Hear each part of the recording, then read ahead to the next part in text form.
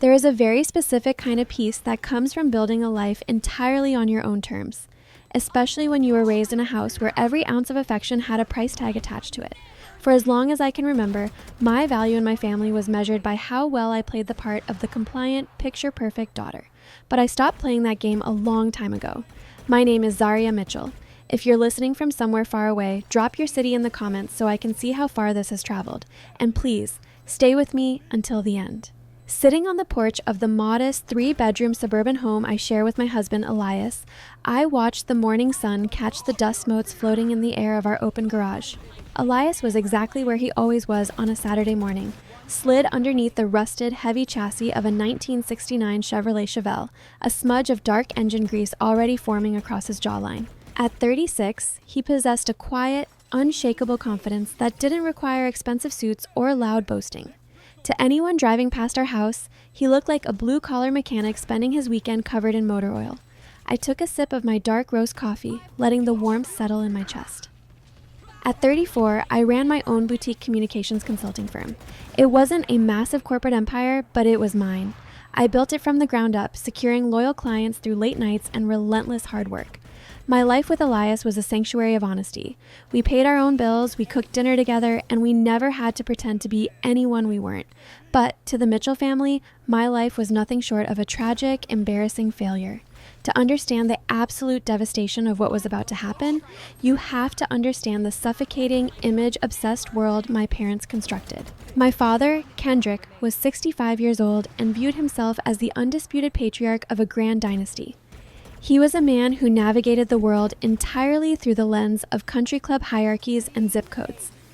He believed a person's worth was calculated by their net worth, the brand of vehicle parked in their driveway, and their ability to project an aura of intimidating affluence. My mother, Nia, was 62 and perfectly engineered to be Kendrick's enabler. She was a woman who maintained her pristine, salon-styled hair and rigid social calendar with military precision. Nia never raised her voice, but she had mastered the art of the passive-aggressive whisper, the kind of quiet, slicing comments that left you bleeding without ever leaving a visible mark. She worshipped my father's authority and demanded that her children do the same. And then there was my older brother, Kaysen. At 37, Kaysen was the undisputed golden child. He was the director of a high-end commercial real estate investment firm, or so he loudly reminded everyone at every possible opportunity. He wore bespoke Italian suits, drove a leased European sports car he traded in every 12 months, and carried himself with an unbearable, unearned arrogance. His wife, Valerie, who was 32, was his perfect match. Valerie evaluated human beings based on the logo stamped onto their handbags. She treated service workers like invisible furniture and treated me with a theatrical, pitying condescension that made my skin crawl. Every mandatory Sunday dinner at my parents' sprawling, gated community estate was a masterclass in psychological warfare. Elias and I would pull our reliable 10-year-old sedan into a sweeping circular driveway lined with Kaysen's sports car and my father's luxury SUV. The moment we stepped through the heavy mahogany front doors, the judgment began. Valerie would look at my simple, unbranded dress and ask if my little freelance hobby was making enough money to cover the rising cost of groceries. Kaysen would lean against the marble kitchen island, swirling a glass of expensive scotch, and ask Elias if he managed to scrape enough pennies together at the body shop to buy a new wrench. My father would sit at the head of the dining table, ignoring Elias entirely, and lecture me on how I was wasting my potential by refusing to let him introduce me to real businessmen. They looked at Elias and saw a peasant. They assumed because he chose to work with his hands, he lacked intellect, ambition, and pedigree. They didn't bother to ask about his background. They didn't know the depth of the man I married. They just swallowed their own elitist assumptions, entirely unaware that their arrogance was blinding them to reality. I endured these dinners for one reason, and one reason only. My grandfather, Arthur. Grandpa Arthur was the only genuine soul in the Mitchell bloodline. He was a self-made man who built his wealth in manufacturing, a man who actually understood the value of calloused hands and honest labor. He saw right through my father's desperate social climbing and Kaysen's hollow posturing. Arthur loved Elias. They would sit on the back patio for hours, ignoring the pretentious chatter inside, talking about classic car engines and the value of a hard day's work. Arthur was my anchor. He was the only person in my family who looked at my independent business and told me he was proud of me. When Grandpa Arthur fell ill during the crisp early weeks of autumn, the dynamic in the family shifted from toxic to vulture-like. As Arthur lay in a hospice bed, his memory fading and his breathing shallow, my father and Kaysen spent their time whispering in the hallways about the impending transfer of wealth. They didn't mourn the man. They eagerly anticipated his assets. I spent those final weeks sitting by Arthur's bedside, holding his frail hand, reading to him, while Elias brought him his favorite black coffee. When Arthur finally passed away, a profound, heavy grief settled over me. He was the last tether keeping me connected to the Mitchell name. The funeral was a grotesque exhibition.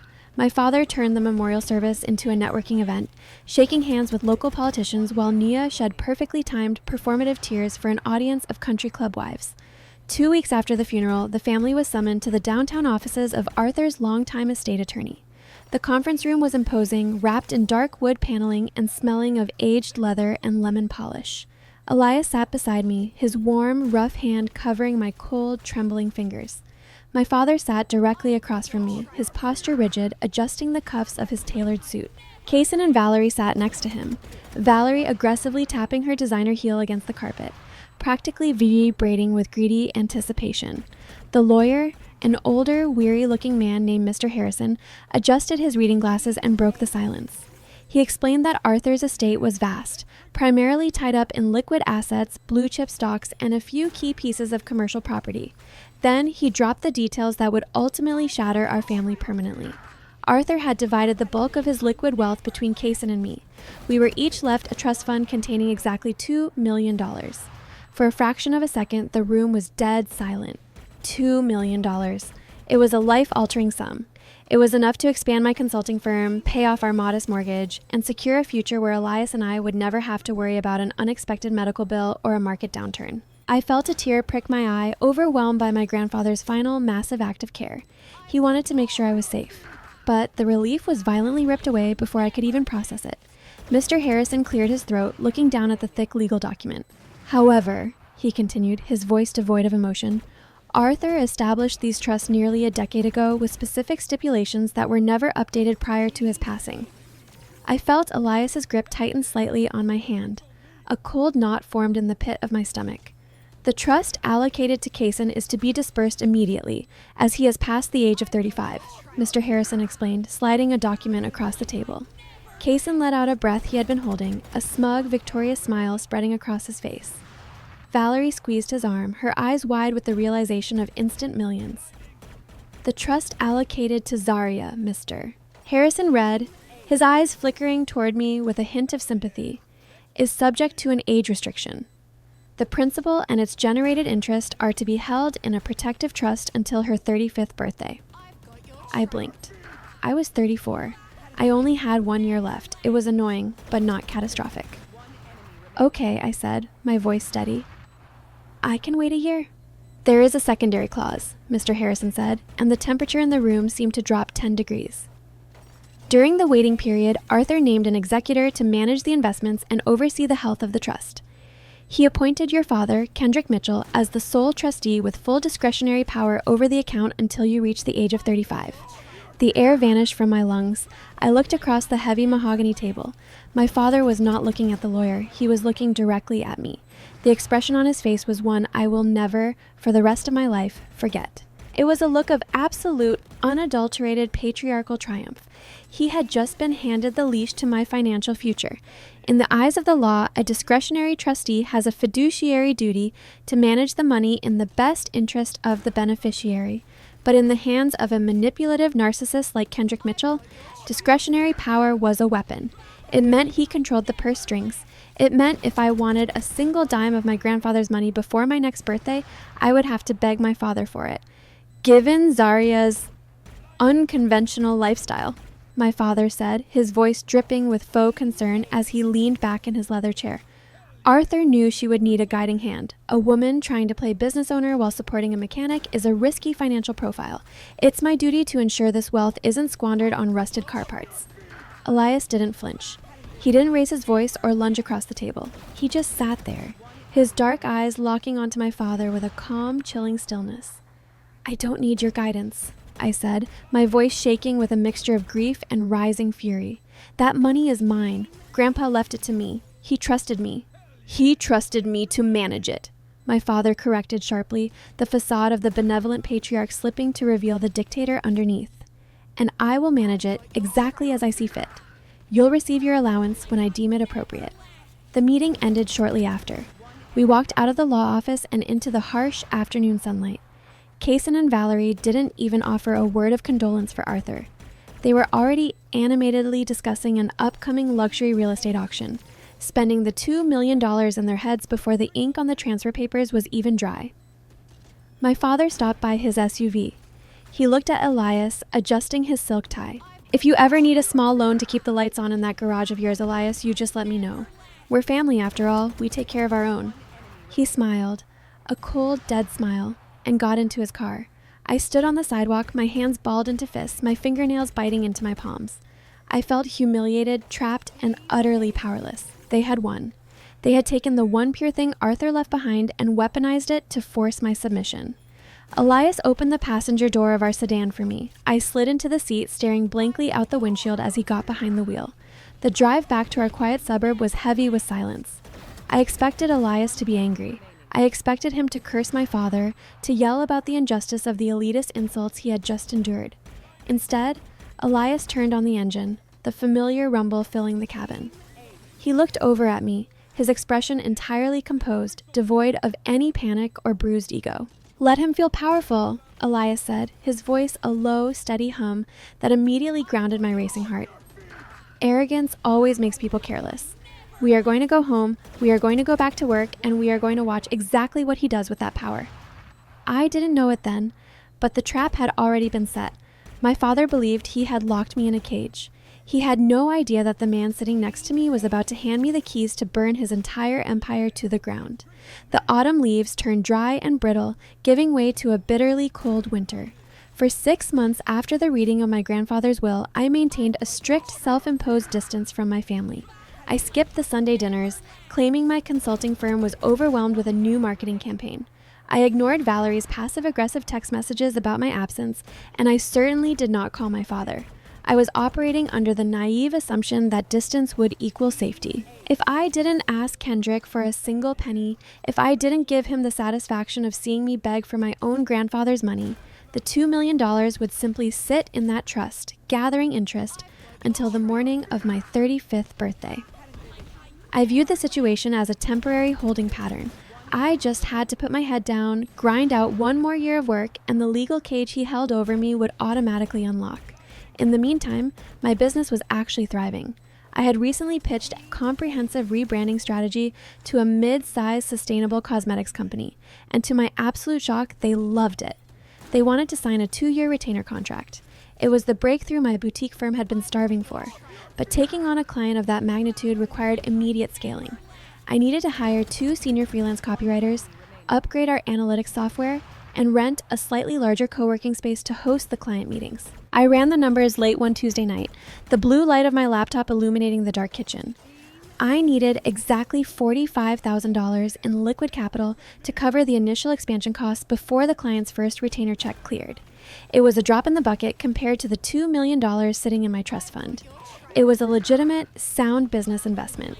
I spent 3 days drafting a meticulous business plan. I printed out projected profit and loss statements, market analysis, and a clear repayment schedule to the trust, treating my father not as a parent, but as a hostile loan officer. I wanted to leave him absolutely zero room to claim I was squandering the money. Before I scheduled the agonizing meeting with him, I wanted to check the exact routing numbers for the trust to include in my proposal. As the beneficiary, I was legally entitled to receive quarterly financial statements, though my father had conveniently failed to forward the first one. I had to spend 2 hours on the phone with the estate's primary banking institution, navigating a labyrinth of automated menus and skeptical customer service representatives, proving my identity just to get an encrypted digital copy of the latest ledger sent to my email. When the notification chimed on my phone, I was sitting at my dining room table.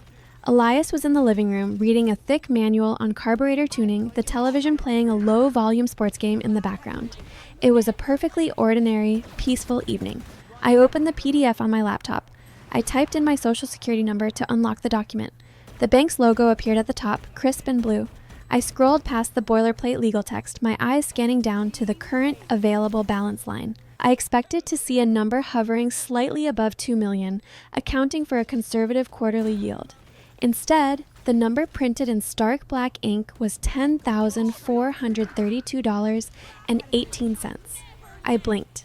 I took off my glasses, rubbed my eyes, and put them back on. I stared at the screen until the numbers blurred into meaningless shapes. $10,432.18. My heart skipped a beat, then slammed against my ribs with the force of a physical blow. A cold, suffocating wave of nausea washed over me. This had to be a clerical error, a glitch in the bank's digital reporting system, a missing decimal point. My trembling fingers manipulated the trackpad, scrolling frantically down to the transaction history. There were no glitches. There were 3 massive, catastrophic wire transfers, all executed within 48 hours of each other, dated just 3 weeks after my grandfather's funeral. Wire transfer, outward, $850,000. Wire transfer outward, $750,000. Wire transfer outward, $389,500.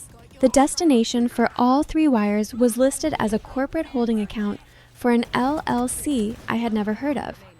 Apex Horizon Holdings. My lungs seized. The air was suddenly too thick to breathe. I couldn't scream. I couldn't even form a coherent word. The money was gone. Arthur's final gift, my safety net, my future, vanished. I gripped the edges of the table, my knuckles turning white, a high-pitched ringing echoing in my ears. Zarya? Elias's voice cut through the ringing. He had looked up from his manual, instantly sensing the violent shift in the room's atmosphere. He set his book down and walked over to the dining table, his heavy boots silent on the hardwood floor. He placed a hand on my shoulder. "What is it?" he asked, his voice low and urgent.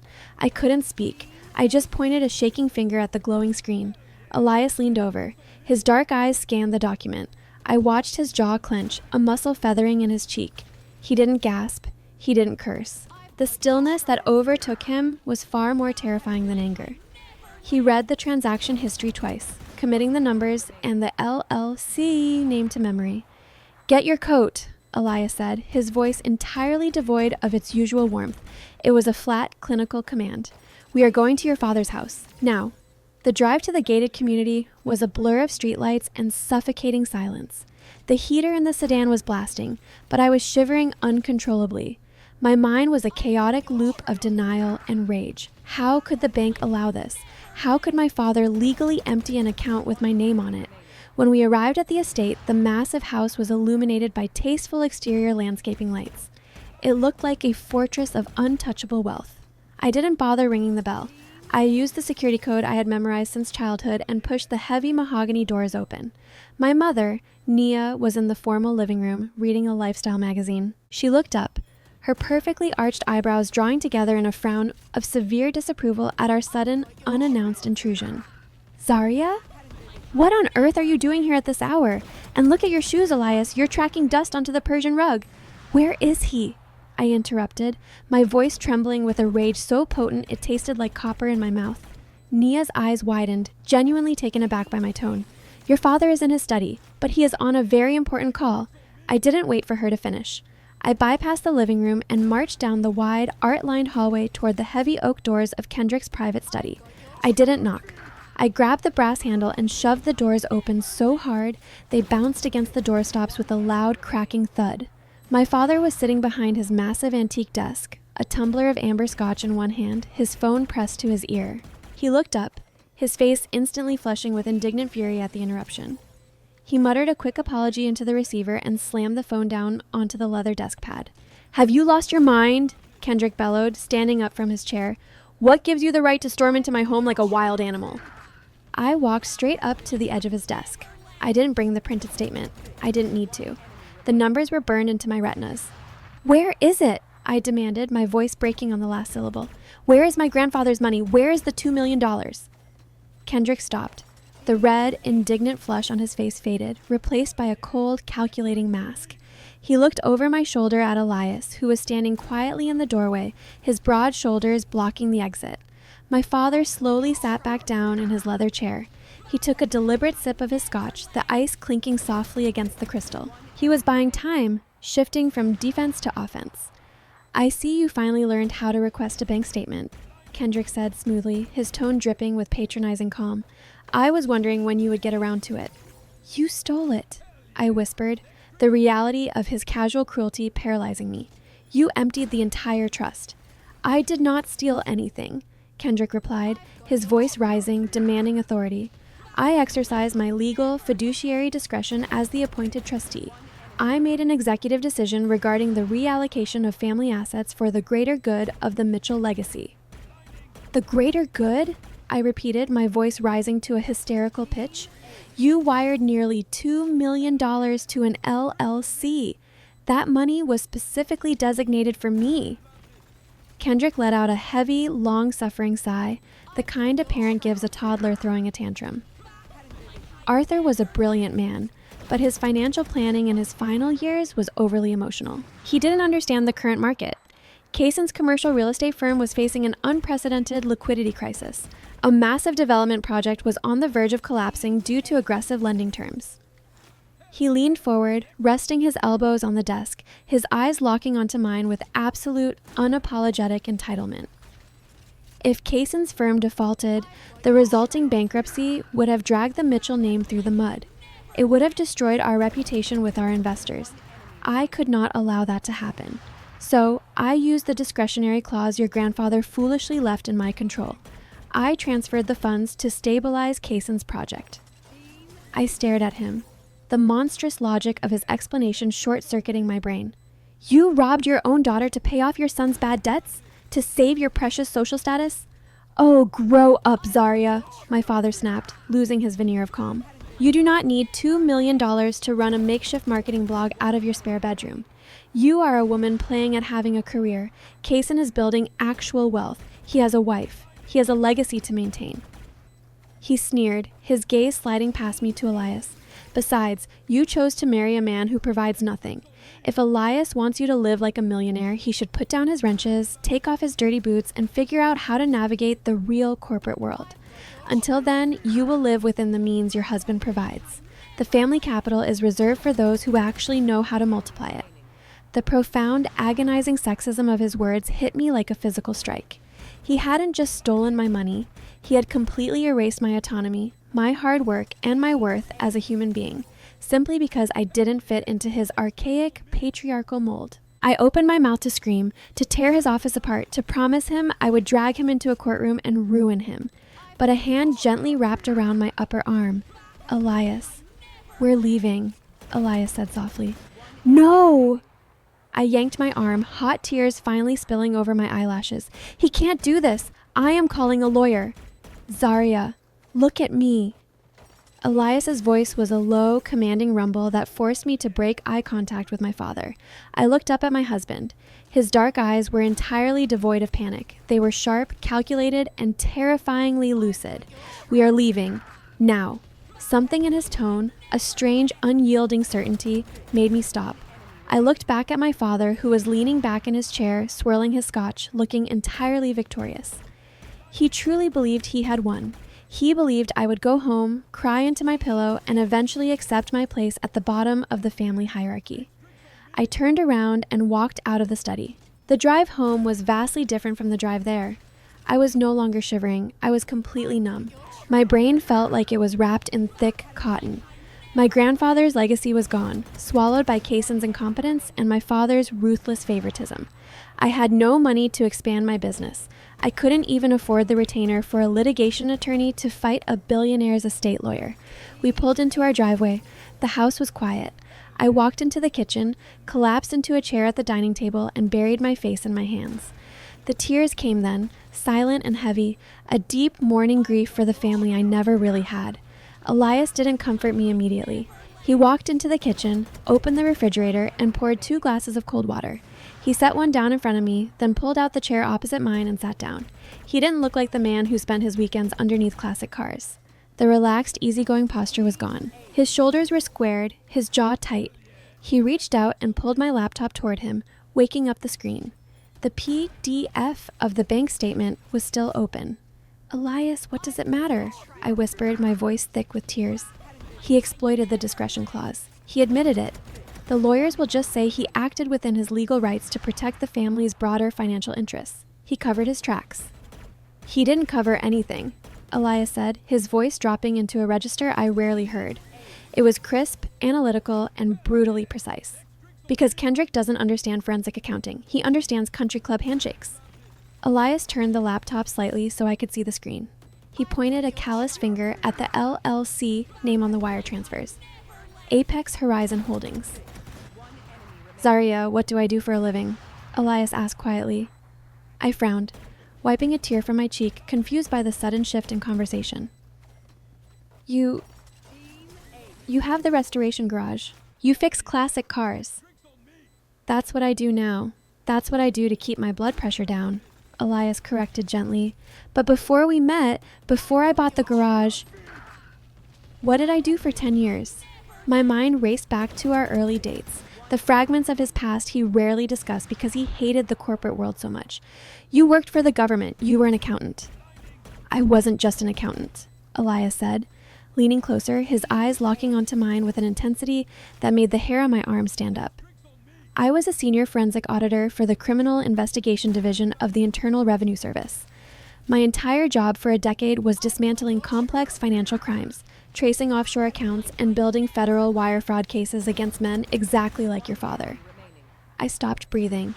I stared at the man sitting across from me, the man my family dismissed as a grease monkey. Elias looked back at the screen. Your father thinks he used a legal loophole to save Kaysen's real estate project. But I can tell you right now, just by looking at the structure of these transfers, that this money didn't go into a commercial development. What do you mean? I asked, my voice barely a whisper.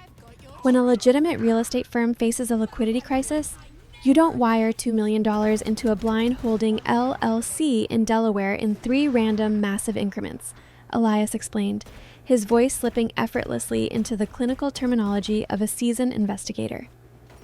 You wire it directly to the lending institution holding the note, or into the primary corporate escrow. This structure, this is a panic maneuver. This is how you hide a massive, sudden infusion of undocumented capital. Elias reached into his pocket, pulled out his reading glasses, and slid them onto his face. The transformation was absolute. The mechanic vanished. The federal auditor was clocked in. Kaysen didn't make a bad investment, Elias said, his eyes scanning the routing numbers with predatory focus. Kaysen lost money that didn't belong to him. He likely diverted investor funds or embezzled capital from his own firm's operational accounts to fund his lifestyle. He created a multi-million-dollar deficit. If his corporate board or his shareholders ordered an independent audit, Kaysen would be facing a mandatory minimum of 10 years in federal prison for wire fraud and embezzlement. The room spun. I gripped the edge of the table. You're saying, your father didn't just reallocate your trust to save a building, Elias finished, his voice dropping to a chilling whisper. Your father realized his golden child was about to be indicted by the federal government. He used your grandfather's money to quietly plug the hole in Kaysen's ledger before the auditors caught it. Kendrick isn't a strict patriarch enforcing a family hierarchy, Zarya. Elias looked up over the rim of his glasses. Your father is an active accomplice to federal wire fraud, and he just left the murder weapon sitting on your bank statement.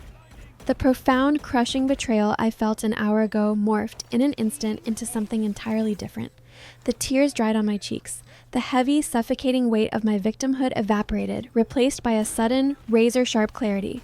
My father and my brother thought they had outsmarted a naive woman and her uneducated blue-collar husband. They assumed their wealth and their arrogance made them invisible. They had no idea they had just handed a perfect, documented trail of felony financial crimes directly to a former IRS federal investigator. Elias closed the laptop. He took off his glasses and looked at me. He didn't offer empty platitudes. He didn't tell me it was going to be okay. If we sue him in civil court right now, Kendrick will hire a team of corporate defense attorneys, Elias warned quietly. They will bury us in paperwork. They will stall for 5 years, and your father will eventually settle out of court for a fraction of the amount without admitting guilt. Kaysen will go right back to his country club, completely unharmed. I stared into Elias's dark eyes, the anger in my chest hardening into solid ice.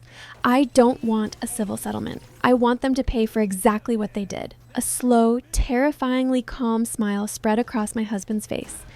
It was the smile of a predator who had just locked the door from the inside. Then you cannot say a word, Elias instructed.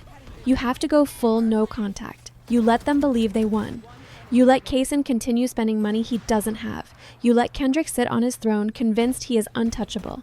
And while they are busy patting themselves on the back, Elias reached across the table and took my hand, his grip firm and unyielding. I am going to make a few phone calls to my old friends in the federal building. We are going to build a cage so airtight, your father won't even realize he's locked inside until the oxygen runs out. The hardest part of going no contact with your family isn't the silence. It is the noise that fills the space they left behind. It's the constant, exhausting mental loop of questioning your own reality, wondering if you overreacted or if you somehow deserve the betrayal. Society conditions us from birth to believe that blood is an unbreakable bond, that family is a safe harbor no matter how badly they treat you. Breaking that conditioning feels like tearing off your own skin. For the first month after the confrontation in my father's study, I woke up every morning with a heavy, physical ache in my chest. I mourned the family I thought I had, and I mourned the grandfather who had tried so hard to protect me, only to have his final wishes violated by his own son. But I didn't have the luxury of falling apart. The world doesn't stop spinning because your heart is broken. I channeled every ounce of my grief and rage into my consulting firm. The sustainable cosmetics company was relying on me to launch their rebranding campaign. Without the capital from my grandfather's trust, I had to bootstrap the expansion. I walked into my local credit union armed with my business plan and 2 years of solid profit margins and secured a small business loan. It wasn't the $2 million I was promised, but it was honest money. It was mine. I hired the freelance copywriters. I upgraded my software and I worked 14-hour days until my eyes burned and my fingers cramped. Elias, meanwhile, transformed our garage. The vintage Chevelle he had been restoring was pushed to the far corner, covered with a heavy canvas tarp. In its place, he set up a folding table, a high-powered desktop computer, and a dual monitor display. He bought a heavy-duty paper shredder and installed a deadbolt on the garage door. The man who usually spent his evenings listening to classic rock while turning wrenches now sat in total silence, the blue light of the monitors reflecting in his dark eyes as he scrolled through endless rows of financial data. We operated in parallel lanes of survival. I built my future in the daylight, and Elias dismantled my family's past in the dark. My family, predictably, interpreted my silence as total submission. They believed I had retreated to lick my wounds, thoroughly defeated by Kendrick's superior patriarchal intellect. Because they didn't respect me, they didn't fear me. And because they didn't fear me, they became incredibly, spectacularly sloppy. I didn't need to hire a private investigator to know what Kaysen was doing with my stolen money. Valerie was broadcasting their crimes to the entire world in high definition. I had muted my family on social media, but I hadn't blocked them yet.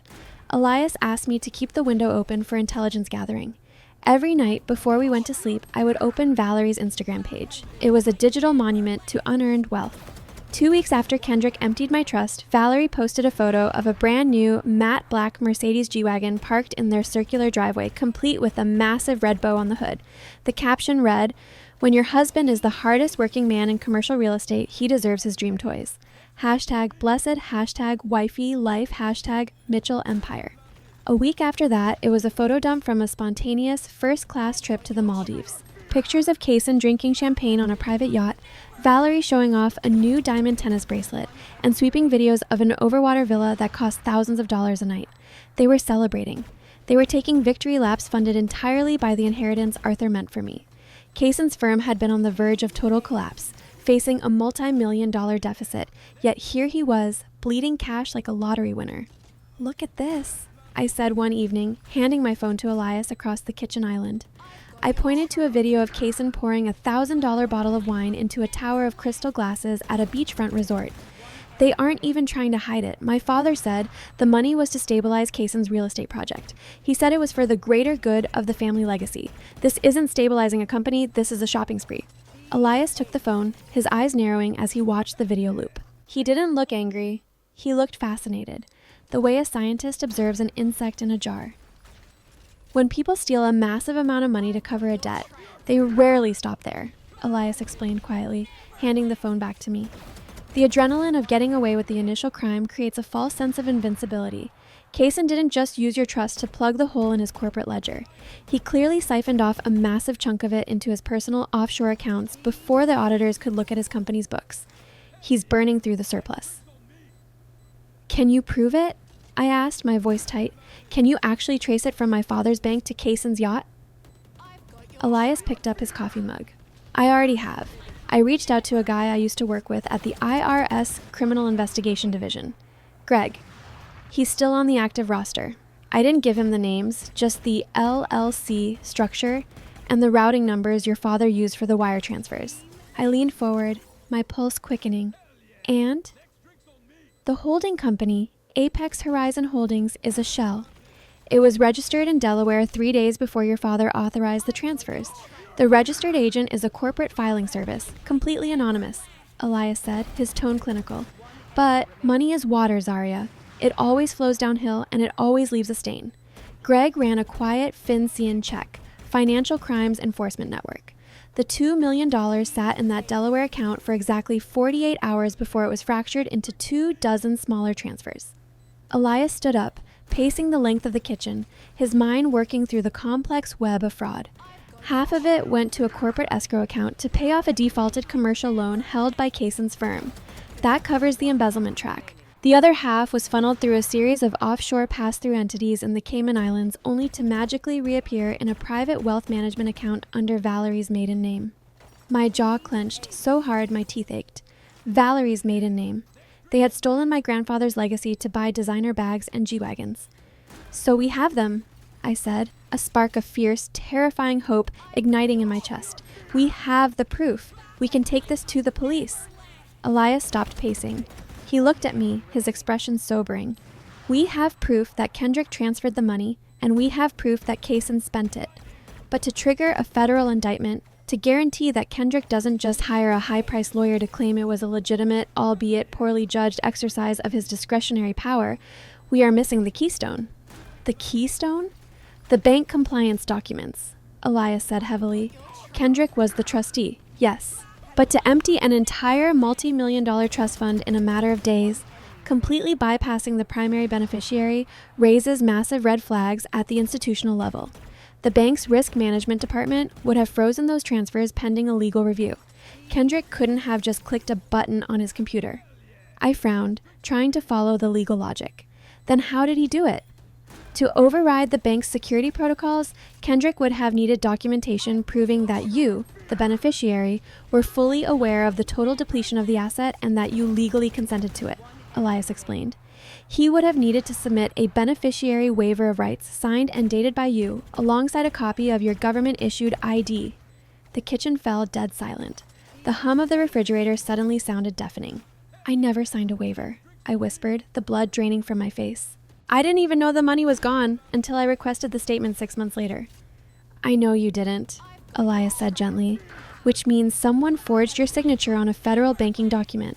And considering Kendrick was the one who submitted the wire request, he either forged it himself or he had someone do it for him. If we can prove the waiver is a forgery, the charge upgrades from a civil breach of fiduciary duty to federal identity theft and aggravated wire fraud. That carries a mandatory, non-negotiable federal prison sentence. A chill ran down my spine. Federal prison. My father, the proud patriarch who cared about nothing more than his reputation at the country club, facing an orange jumpsuit and a concrete cell. It was a terrifying, absolute destruction. But as I stood there in the kitchen, a nagging, painful thought crept into the back of my mind. My father was arrogant, but he wasn't reckless with his own handwriting. He was a man who insulated himself from direct liability. He would never risk putting pen to paper himself. He would use a proxy, someone whose handwriting resembled mine, someone who had access to my old tax returns or medical records to trace my signature, someone who lived in the same house and obeyed his every command without question. My mother. The thought hit me with the force of a freight train. I had spent my entire life viewing Nia as a passive victim of my father's overbearing personality. She was the quiet enabler, the woman who looked the other way to keep the peace. But forgery? Assisting in the theft of her own daughter's inheritance? Was she truly capable of crossing that line? I needed to know. Before I let Elias drop a nuclear bomb on my entire family, I needed to look my mother in the eye and give her one final chance. If she was ignorant of the forgery, if Kendrick had tricked her too, I needed to warn her to get out before the federal agents showed up at her door. The next morning, I drove to the upscale outdoor shopping plaza my mother frequented. I knew her routine perfectly. Every Thursday at 10 a.m., she had a standing appointment at a luxury salon, followed by tea at an expensive, quiet cafe overlooking a manicured courtyard. I didn't call her beforehand. I didn't want to give her time to prepare a script with my father. I walked into the cafe at 11:30 a.m. It was dimly lit, smelling of lavender and expensive roasted beans. I spotted her immediately. Nia was sitting in a plush velvet booth near the back, wearing a cream-colored cashmere sweater, a string of perfect pearls around her neck. Her hair was flawlessly styled, not a single strand out of place. She looked like the absolute picture of aristocratic grace. I slid into the booth across from her. Nia jumped, her teacup rattling against the porcelain saucer. Her eyes widened in genuine shock when she recognized me. "Zaria?" she gasped, her hand flying to her chest. "Good heavens, you nearly gave me a heart attack. What are you doing here? You look tired. Have you not been sleeping?" Even now, her first instinct was to criticize my appearance. I ignored the jab. I looked at the woman who had given birth to me, searching her perfectly preserved face for a shred of genuine maternal warmth. "I need to talk to you, Mom, alone, without Dad hovering over us," I said, keeping my voice low and steady. Nia's posture stiffened. She glanced around the quiet cafe, ensuring none of her wealthy acquaintances were within earshot. The facade of the happy family had to be maintained at all costs. "If this is about the money, Zaria, your father and I have already discussed it. You made a terrible scene in his study. You disrespected him in his own home." "He stole $2 million from me," I stated flatly, refusing to let her gaslight me. "He emptied the trust Grandpa Arthur left for me to pay off Kaysen's secret debts." Nia let out a soft, theatrical sigh, stirring her tea with a tiny silver spoon. She didn't look shocked. She didn't look appalled. She looked mildly inconvenienced. "Stole is such an ugly word, darling," Nia said softly, her voice taking on that familiar, condescending, mother-knows-best tone. "Your father didn't steal anything. He protected this family." Kaysen was in a very difficult position. His business partners were threatening terrible things.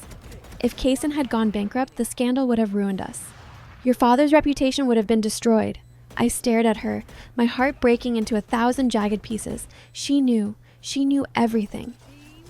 "So my future is acceptable collateral damage?" I asked, my voice cracking despite my best efforts to stay strong. "My security, my business, my life, none of that matters as long as Kaysen gets to keep driving his sports cars and you get to keep drinking tea at the country club?" Nia reached across the table and placed her cool, manicured hand over mine. It was a gesture that mimicked affection, but it felt like a snake wrapping around my wrist. "You have to be realistic, Zaria," Nia murmured, leaning in closer. "You chose a different path. You chose Elias. He is a perfectly adequate man, but he is not a provider. He fixes old cars. You have your little consulting business. You live a simple life. You don't need millions of dollars to maintain your lifestyle."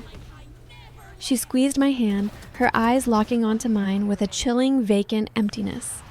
"Kaysen is the heir to the Mitchell legacy. He has to maintain appearances. He has investors to court, a wife to support. He needs the capital to project success. Your father made the hard choice, the right choice, for the greater good of the family name. One day, when you are older and less emotional, you will understand that sacrifices must be made to protect our standing." I slowly pulled my hand out from under hers. The physical contact made me nauseous. The absolute, unyielding misogyny of her worldview was suffocating.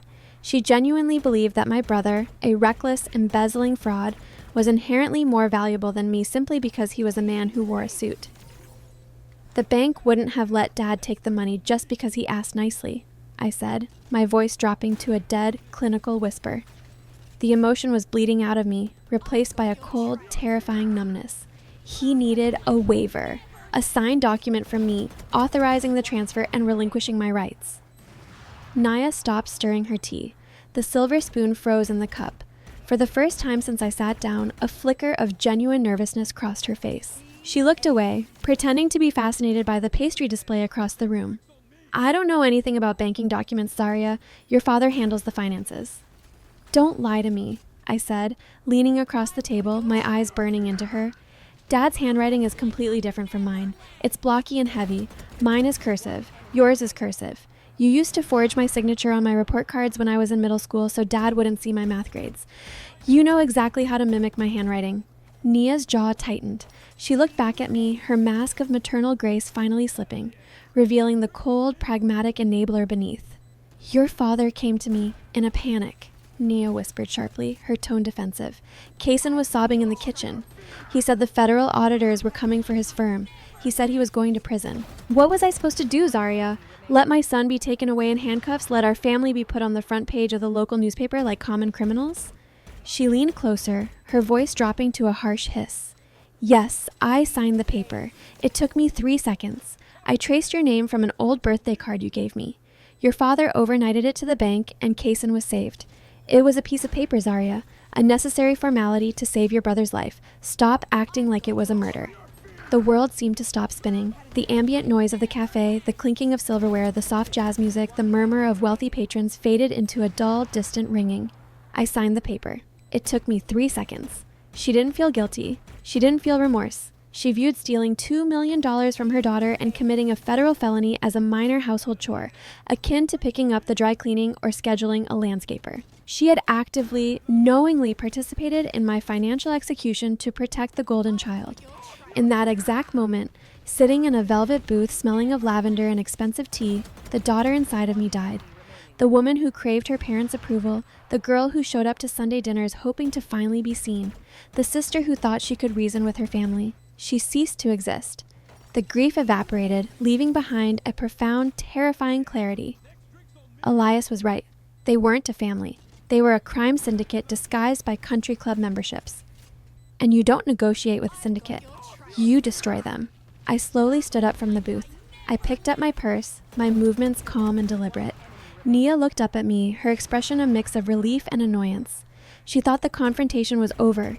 She thought I was retreating, defeated once again by the united front of the Mitchell parents.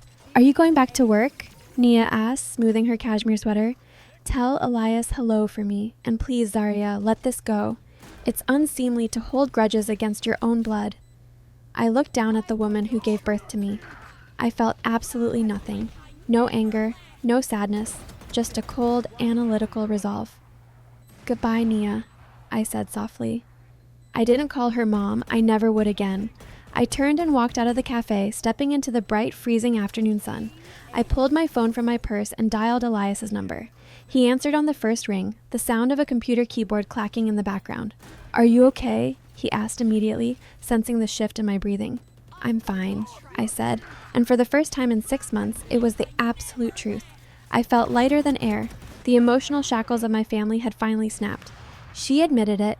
She forged the signature on the bank waiver. Kendrick ordered it, and she executed it to save Kaysen. The keyboard clacking on the other end of the line stopped. A heavy, dangerous silence filled the phone. Did you record her? Elias asked. I didn't need to, I replied, opening my car door. We have the bank documents. A handwriting expert will confirm it in 5 minutes. She traced it from an old birthday card. Okay, Elias said, his voice dropping into that smooth, lethal register of a federal investigator closing a case file. The intelligence gathering phase is over. It's time to go on the offensive. What's the next step? I asked, putting the car in drive. Kaysen is burning through cash trying to project success to his investors, but his firm is fundamentally bankrupt. He is desperate for a new influx of capital to keep his Ponzi scheme afloat, Elias explained, the blueprint of his trap unfolding. We are going to give him exactly what he wants. We are going to introduce him to a very wealthy, very eager private investor. And Kaysen, being the arrogant fool that he is going to hand over every single piece of his fraudulent accounting to secure the deal. I gripped the steering wheel, a slow, predatory smile touching my lips for the first time since my grandfather died. Who is the investor? I asked. Elias chuckled, a dark, rich sound that echoed through the phone. An old friend of mine from the Treasury Department. He specializes in undercover sting operations. Go back to your office, Zarya.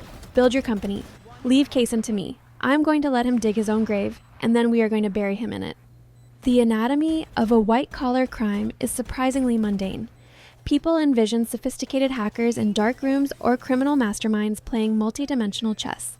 But in reality, financial fraud is usually born from a pathetic combination of unchecked ego and a desperate need to maintain appearances. It starts with a small lie, a padded expense report, an inflated asset valuation, and snowballs into a catastrophic avalanche of fabricated ledgers.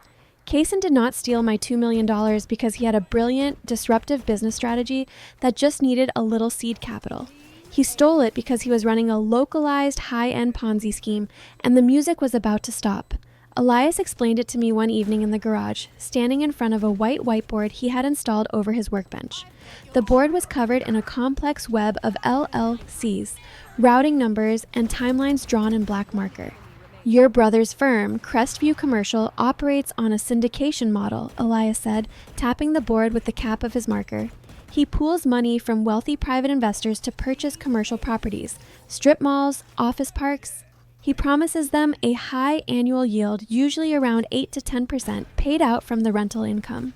And I leaned against the fender of the covered Chevelle, nursing a cup of tea. That sounds like a normal real estate business. Where is the fraud? The fraud happens when you over-leverage, Elias explained, his eyes sharp.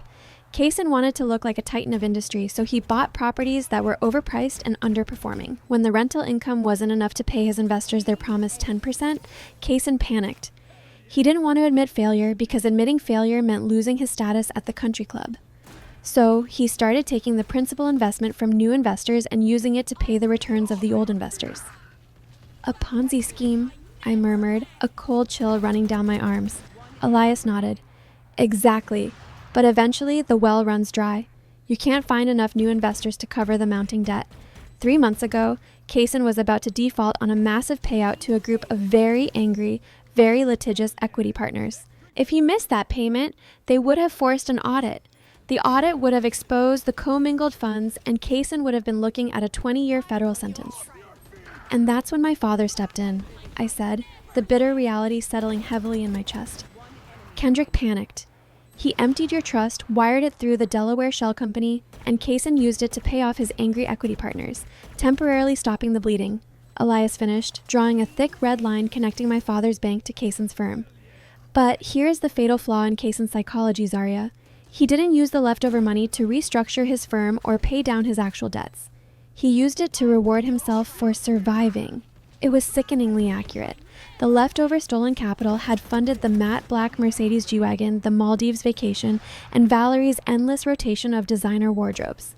They were treating a stolen life preserver like a winning lottery ticket. But the $2 million wasn't a cure. It was just a Band-Aid, Elias continued, leaning against the workbench. And the Band-Aid is already peeling off. Kaysen's firm is still hemorrhaging cash. His operational costs are astronomical. Valerie is spending $30,000 a month on credit cards.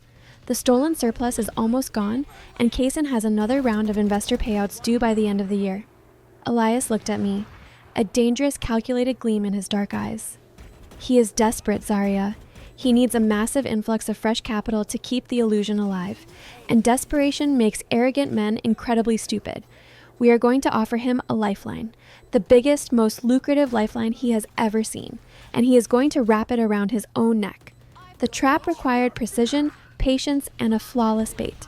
Elias reached out to his former network, specifically a specialized task force within the IRS Criminal Investigation Division that handled high net worth fraud. He didn't file a formal civilian complaint. Those take months to process and often get buried in bureaucratic red tape. Instead, he presented them with the raw, undeniable FinCEN data tracking the wire transfers from my trust to Kaysen's offshore accounts, coupled with the forged bank waiver. It was a perfectly packaged, ready-to-prosecute federal felony. The task force was highly motivated. They love a clean paper trail, especially when it involves wealthy individuals who believe they are above the law. Within a week, the operation was greenlit. The bait came in the form of Special Agent Preston Hayes. Preston did not look like a federal agent. He looked exactly like the kind of man my father and Kaysen worshipped. He was in his late 50s, possessed a head of thick silver hair, and wore bespoke Tom Ford suits that cost more than my first car. His legend, his undercover identity, was meticulously crafted. Preston played the role of a hyper-wealthy, aggressive venture capitalist from Chicago who had just liquidated a tech startup and was looking to park $50 million in commercial real estate to avoid capital gains taxes. He was the ultimate whale. And through a series of carefully orchestrated industry introductions, a broker casually mentioned Kaysen Mitchell's firm to Preston. Kaysen took the bait so fast he nearly choked on it. The initial meeting took place at the most exclusive, members-only steakhouse in the city. Elias and I didn't need to be there. Preston was wearing a discreet recording device, and Elias received the full debriefing later that night.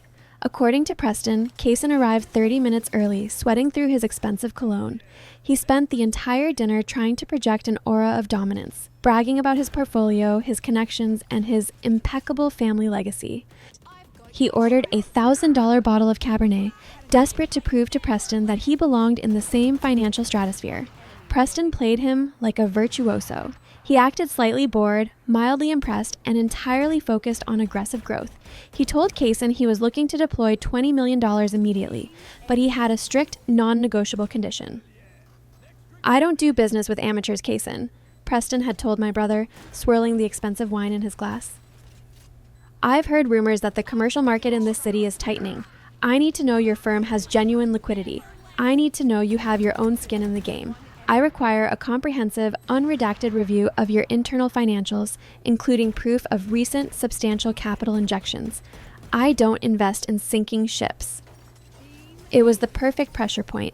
Preston was dangling a $20 million salvation in front of a drowning man, but demanding to see the life jacket first. Kaysen was cornered. To secure the $20 million, he had to prove he was already cash rich. He had to show Preston his recent financial statements. But there was a massive, insurmountable problem. If Kaysen handed over his genuine corporate ledgers, Preston would see the massive debts, the commingled funds, and the erratic, desperate wire transfers used to pay off the old investors. Furthermore, Kaysen had to explain the sudden appearance of the $2 million my father had stolen. He couldn't legally classify it as revenue, and he certainly couldn't admit it was a fraudulent transfer from his sister's trust fund. To satisfy Preston Hayes, Kaysen had to do what white-collar criminals do best. He had to cook the books. For the next 5 days, my brother locked himself in his downtown office. We knew this because Valerie complained about it endlessly on her Instagram stories, posting pouting selfies with captions like, "Hubby is working until midnight securing a massive new deal. So proud of my CEO, but someone bring me a margarita. #billionaire grind." I watched her stories from my desk at my consulting firm, shaking my head in utter disbelief. She was cheering for a man who was actively digging a federal grave for their entire family. During those 5 days, Kaysen engaged in a frantic, exhaustive exercise of digital forgery. He altered spreadsheets. He fabricated revenue streams. He artificially inflated the appraised value of his failing strip malls to make his balance sheets look healthy. And most importantly, he had to launder the $2 million on paper. He created a fake investment contract, backdating it to make it appear as though the $2 million was a private equity injection from an anonymous angel investor, completely erasing any connection to Arthur's trust or Kendrick's illegal bank waiver. He constructed a masterpiece of financial fiction. It looked brilliant. It looked solvent. It looked like a firm ready to handle a $20 million investment. There was just one fatal, unavoidable catch. In the United States, lying on a spreadsheet in your own office isn't necessarily a federal crime, but the moment you transmit that fabricated financial document across state lines via email, telephone, or wire to secure funding or defraud an investor, it becomes federal wire fraud. Every single email containing a lie is a separate count. Every count carries up to 20 years in federal prison. On a rainy Tuesday afternoon, Elias was sitting in the garage command center. I had just gotten home from a successful client pitch and was pouring myself a glass of water in the kitchen when my phone buzzed. It was a text from Elias. "Come to the garage. It's done." My heart hammered against my ribs. I set the glass down and walked out the side door, the cold autumn air biting through my sweater. I unlocked the deadbolt and stepped into the garage. Elias was leaning back in his chair, his arms crossed over his chest, staring at the glowing monitor. He didn't look triumphant. He looked solemn, carrying the heavy weight of a man who had just watched a fatal car crash he knew was coming. "What happened?" I asked, my voice barely above a whisper. "At 2:14 p.m. today, Kaysen sent an email to Preston Hayes," Elias said, his voice quiet and analytical. Attached to that email was a 40-page PDF containing his firm's quarterly financial reports, his asset valuations, and his statement of liquidity. Elias turned his chair to face me. Preston's team at the IRS immediately ran the PDF through their forensic software. Kaysen altered 70% of the document. He inflated his assets by $12 million. He hid his outstanding liabilities in phantom subsidiary companies. And he officially classified your $2 million as a private equity investment, committing perjury on a document intended to secure a federal wire. I grabbed the edge of the workbench, my knees suddenly feeling weak. He sent it.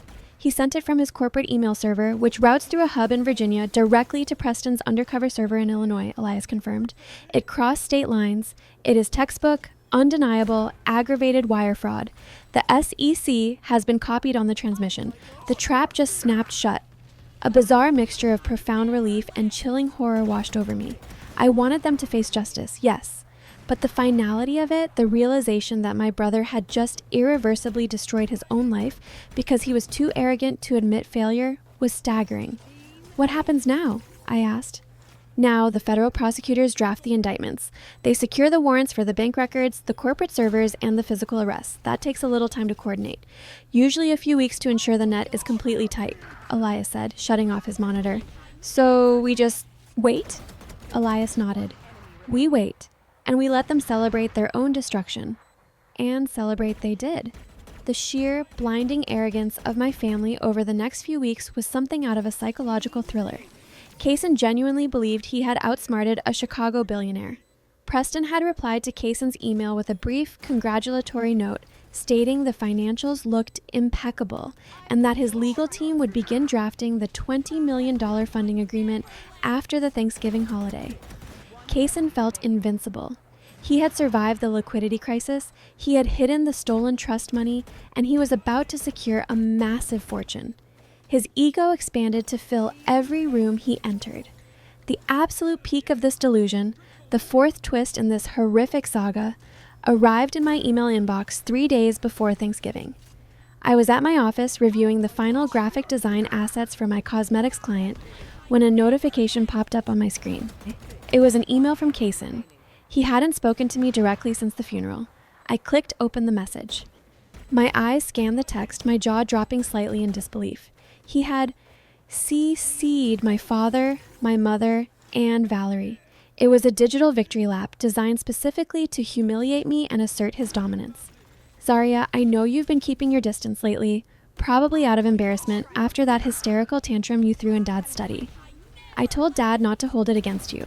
You've always struggled to understand high-level finance. I'm writing to let you know that my firm, Crestview Commercial, has just secured a preliminary agreement for a $20 million capital injection from a private Chicago syndicate. It's a game-changing deal that will elevate the Mitchell name to a level you can't even fathom. Dad made a tough call a few months ago by reallocating the family trust. But as this new deal proves, it was the right call. Capital needs to be in the hands of those who can multiply it, not squandered on freelance hobbies and rusted garage tools. We are hosting Thanksgiving dinner at Dad's estate this Thursday. You and Elias are invited. Consider it an olive branch. Come celebrate real success. Maybe you can take some notes on how an actual business operates. Best, Kaysen Mitchell, CEO, Crestview Commercial. I sat frozen in my ergonomic office chair, reading the email 3 times to ensure I wasn't hallucinating. He was bragging. He was actively, proudly bragging about the exact deal that was currently sitting on an IRS prosecutor's desk, being used as Exhibit A in a federal indictment against him. He was rubbing my nose in the fact that my stolen inheritance bought him the fake spreadsheets he used to secure a fake investment from a federal agent. The irony was so thick, so intensely poetic, it felt almost scripted. He had hand-delivered his own execution, and he wanted me to come to dinner to applaud him for it. I picked up my phone and forwarded the email to Elias. A minute later, my phone rang. Elias was laughing. It was a dark, rich, predatory sound that sent a shiver down my spine. Did you read it? I asked, unable to keep the disbelief out of my voice. I read it, Elias chuckled. He CC'd your father.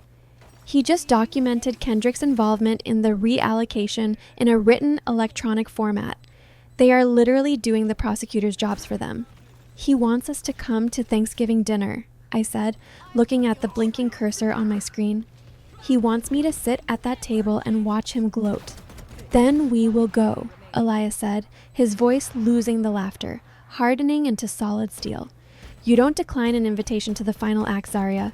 Put on your best dress. Let him boast. Let Kendrick pour his expensive scotch. We are going to let them reach the absolute pinnacle of their arrogance. I leaned back in my chair, staring at the email. The little girl who used to cry in her bedroom because her father didn't love her was completely gone. In her place was a woman who had built her own life, protected her own peace, and was holding the detonator to a bomb her family built themselves. All right, I said softly into the phone. We'll go to dinner. it's time to serve the main course. Thanksgiving Day arrived with a bitter, biting chill that swept through the city, stripping the last of the dead leaves from the trees. The sky was a flat, bruised gray, threatening snow, but only delivering a freezing drizzle. It was the kind of weather that made you want to stay indoors, wrapped in a blanket, insulated from the world. But Elias and I were getting dressed for a funeral. They just didn't know it was theirs yet. I stood in front of the full-length mirror in our bedroom. For years, preparing for a holiday dinner at the Mitchell estate involved a frantic, anxiety-inducing wardrobe check. I would agonize over what to wear, desperately trying to find an outfit that wouldn't provoke one of my mother's passive-aggressive sighs or Valerie's thinly veiled insults. I always tried to blend in, to shrink myself to avoid drawing their fire. Not today. Today, I dressed for war. I put on a tailored charcoal gray wool dress with sharp, clean lines. It wasn't dripping in designer logos, but it fit perfectly, projecting an aura of cold, undeniable professionalism. I pulled my hair back into a sleek, tight knot at the nape of my neck and applied a bold, dark red lipstick. I didn't look like the compliant, overlooked daughter anymore. I looked like a woman who owned her own company. I looked untouchable. Elias walked into the bedroom, adjusting the cuffs of his shirt, and I actually lost my breath for a second. For the entirety of our marriage, my family had only ever seen Elias in faded denim, heavy work boots, and plain cotton t-shirts stained with motor oil. He played the part of the working-class mechanic so well that even I sometimes forgot the corporate predator that lived underneath. But today, the mechanic was completely gone. Elias wore a bespoke midnight blue suit that draped flawlessly over his broad shoulders. He paired it with a crisp white shirt and a dark, muted tie. The transformation was startling. The relaxed, easygoing posture he usually carried had vanished, replaced by the rigid, intimidating stillness of a federal investigator walking into a deposition room. He looked dangerous. He caught my eye in the mirror and offered a small, reassuring smile that didn't quite reach his eyes. "Ready?" he asked, his voice a low, steady rumble. "I've never been more ready for anything in my entire life," I replied, grabbing my black leather tote bag. Inside the bag, resting beneath my wallet and keys, was a thick 2-inch manila folder. It contained the FinCEN routing data, the forged bank waiver, the offshore Cayman account numbers, and a printed copy of the exact fraudulent financial PDF Kaysen had emailed to Special Agent Preston Hayes. We climbed into our reliable 10-year-old sedan. The drive to the gated community was quiet. The heater roared against the cold glass, but my palms were dry and my pulse was remarkably steady. The paralyzing fear that usually gripped my chest before family gatherings had been entirely burned away, replaced by a cold, absolute focus. When we reached the security gates of my father's neighborhood, the guard waved us through. We navigated the winding, manicured streets until we reached the massive stone pillars marking the entrance to the Mitchell estate. The sweeping circular driveway was packed. Kaysen's matte black Mercedes G-Wagon was parked front and center, practically gleaming under the overcast sky. Next to it sat my father's luxury SUV and 3 other high-end European sedans I didn't recognize. "Kendrick invited an audience," Elias noted quietly, parking our sedan neatly near the edge of the driveway, completely unbothered by the visual contrast of our vehicle against the fleet of luxury cars. He brought in his business associates to watch Kaysen take his victory lap. "Perfect," I said, unbuckling my seatbelt. "I prefer a public execution." We walked up the wide stone steps. Before I could even raise my hand to the heavy brass knocker, the mahogany door swung open. A hired catering waiter in a crisp white uniform stood in the foyer, holding a silver tray of champagne flutes. Beyond him, the massive house was alive with the ambient hum of classical music, the clinking of crystal, and the loud, booming laughter of wealthy men congratulating themselves. The air smelled overwhelmingly of roasted sage, expensive floral arrangements, and heavy designer perfume. We stepped into the grand foyer. My mother, Nia, was holding court near the curved grand staircase, wearing a stunning emerald green silk dress and her signature pearls. She was laughing politely at a joke told by an older, distinguished-looking man I recognized as Arthur Sterling, a prominent local commercial developer and one of my father's golf partners. Nia's eyes flickered toward the entrance. When she saw me, the polite smile froze on her face. Her gaze darted to Elias, and for a fraction of a second, genuine confusion crossed her features. She was so conditioned to seeing him in work clothes that her brain struggled to process the man in the tailored midnight blue suit standing in her foyer. She quickly recovered, pasting her societal mask back on. She excused herself from Arthur Sterling and glided over to us. She didn't offer a hug. "Zarya, you actually came," Nia said, her voice tight, a subtle warning in her tone. "After our last conversation at the cafe, I assumed you would spend the holiday nursing your grievances at home." "I wouldn't miss this for the world, Nia," I replied smoothly, matching her passive-aggressive tone with absolute chilling politeness. Nia flinched slightly at the use of her first name, her eyes narrowing. Before she could reprimand me, a shrill, obnoxious voice echoed from the living room.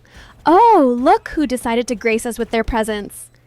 Valerie marched into the foyer holding a martini glass, her wrist heavily weighed down by the new diamond tennis bracelet Kaysen had bought with my stolen inheritance.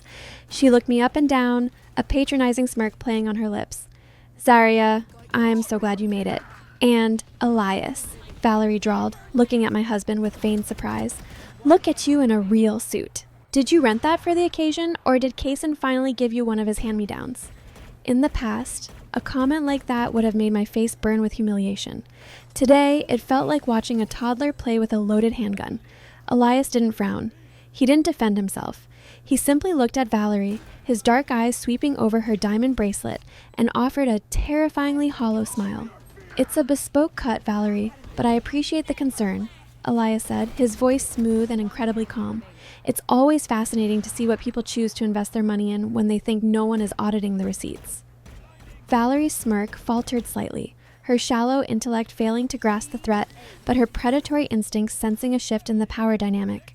She huffed, taking a sip of her martini, and turned her back on us, waving us toward the main living room. "Well, come in. Kaysen is about to give a toast. Try not to interrupt him. He's talking to very important people." We walked into the sprawling, sunken living room. A massive stone fireplace crackled against the far wall. The room was populated by about a dozen people, my parents, Kaysen and Valerie, and 4 wealthy couples from my father's inner circle. My father, Kendrick, was standing near the fireplace, a glass of his expensive scotch in hand, looking like a king presiding over his loyal subjects. Beside him stood Kaysen, practically vibrating with arrogance. Kaysen wore a velvet blazer, a gold Rolex glinting on his wrist, soaking in the admiration of the older businessmen in the room. Kendrick spotted us. He didn't walk over to greet his daughter. He just raised his glass a fraction of an inch, a silent, condescending acknowledgement that I had surrendered and returned to the fold. He genuinely believed that by showing up, I was accepting my defeat. A waiter chimed a small silver bell, cutting through the chatter. "Ladies and gentlemen, if you would please make your way to the formal dining room, dinner is served," the catering manager announced. The crowd shifted, moving in a slow, elegant herd toward the cavernous dining room. The mahogany table was extended to its maximum length, covered in a pristine white linen tablecloth, fine china, and towering centerpieces of autumn flowers and candles. My father took his seat at the absolute head of the table. Kaysen sat to his immediate right, the position of the honored heir. Valerie sat next to Kaysen.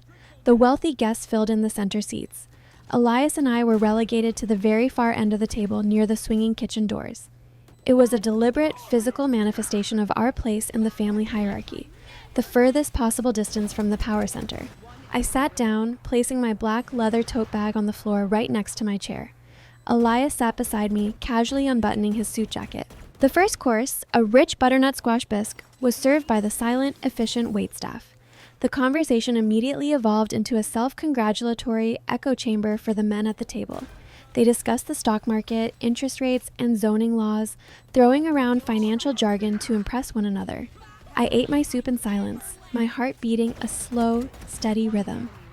As the main course arrived, massive silver platters of carved turkey, prime rib, and a dozen elaborate side dishes, Kaysen decided he could no longer contain his own brilliance. He wiped his mouth with a linen napkin and tapped his crystal wine glass with a silver fork. The sharp ringing silenced the table. All eyes turned to my brother. Kaysen stood up, smoothing the lapels of his velvet blazer. He looked down the length of the table, his chest puffed out, an arrogant, victorious smile plastered across his face. He made sure to lock eyes with me before he began speaking. "I wanted to take a moment to thank everyone for being here tonight," Kaysen began, his voice booming across the dining room. "Thanksgiving is a time to reflect on our blessings, and this year, the Mitchell family has been exceptionally blessed." He turned to look at my father, raising his wine glass. "Dad, your guidance and your strategic vision earlier this year laid the groundwork for everything that is happening right now." You made the hard choices to protect this family's legacy, and it is paying off in ways we couldn't have imagined. Kendrick beamed, a look of profound, sickening pride washing over his face. He nodded at his son, accepting the praise for committing federal wire fraud. As some of you know, Kaysen continued, turning back to the wealthy guests, the commercial real estate market has been brutal lately. A lot of firms folded, a lot of weak players got washed out, but Crestview Commercial didn't just survive. We adapted. We dominated. He paused for dramatic effect, leaning forward slightly, his hands resting on the edge of the mahogany table. I am incredibly proud to announce to our closest friends and family that, as of this week, Crestview Commercial has entered into the final stages of a $20 million capital acquisition with a private syndicate out of Chicago. A murmur of genuine awe rippled through the guests. Arthur Sterling raised his eyebrows, visibly impressed. Valerie clapped her hands together, practically bouncing in her seat. This infusion of capital, Kaysen boasted, his voice rising in volume, will allow us to secure 3 major high-rise developments downtown. It is going to catapult Crestview into the top tier of international property management. It took relentless work, flawless financial structuring, and 0 compromises. But we proved to the Chicago investors that our foundation is absolutely bulletproof. Kaysen looked directly at me down the length of the table. The smile on his face was cruel and triumphant. He was telling me, in front of an audience, that my stolen $2 million had bought him an empire and there was absolutely nothing I could do about it. So, Kaysen concluded, raising his glass high, to family, to loyalty, and to a very, very prosperous new year. Hear, hear! My father boomed, raising his scotch. The guests echoed the sentiment, glasses clinking down the line. Kaysen sat down, looking like a man who had just conquered the world. He picked up his fork, ready to dig into his prime rib. The applause faded, replaced by the soft sounds of silverware hitting porcelain. The room settled back into a comfortable, wealthy hum. Then a voice cut through the noise. It wasn't loud, but it possessed a rich, resonant, carrying quality that instantly commanded the attention of every person in the room. Chicago is an interesting market, Kaysen, Elias said. The entire table froze. Kaysen paused with a piece of meat halfway to his mouth.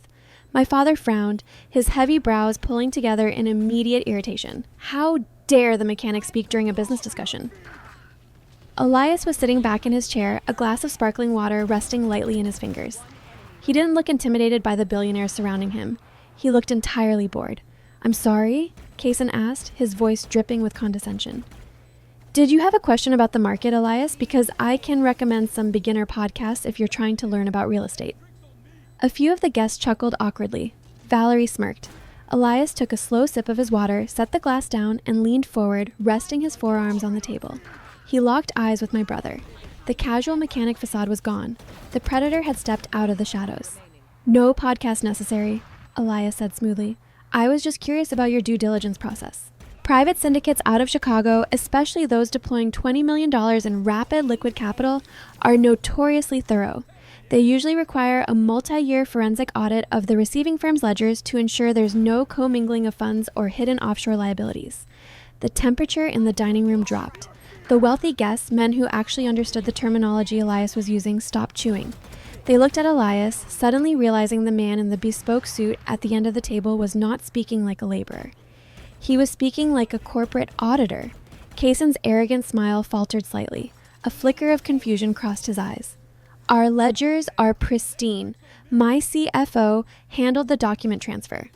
Did he? Elias asked, his tone polite but entirely relentless.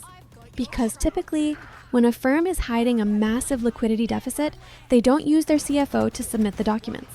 The CEO usually handles the transmission personally to avoid expanding the circle of liability. My father slammed his hand flat against the table. The crystal goblets rattled violently. That is enough, Kendrick barked, his face flushing dark red. I will not have you sitting at my table, eating my food, and insulting my son's business acumen with this pseudo-intellectual garbage you read on the internet. You fix carburetors, Elias. Stay in your lane. Elias didn't even look at my father. He kept his dark, unwavering gaze pinned entirely on Kaysen. Tell me, Kaysen, Elias continued, ignoring Kendrick's outburst completely. When you sent that 40-page PDF of your internal financials on Tuesday afternoon at 2:14 p.m., did you really think Preston Hayes wouldn't run it through a digital metadata scrubber? The name dropped onto the mahogany table like a live hand grenade. Preston Hayes. The blood drained out of Kayson's face so fast he looked like a corpse.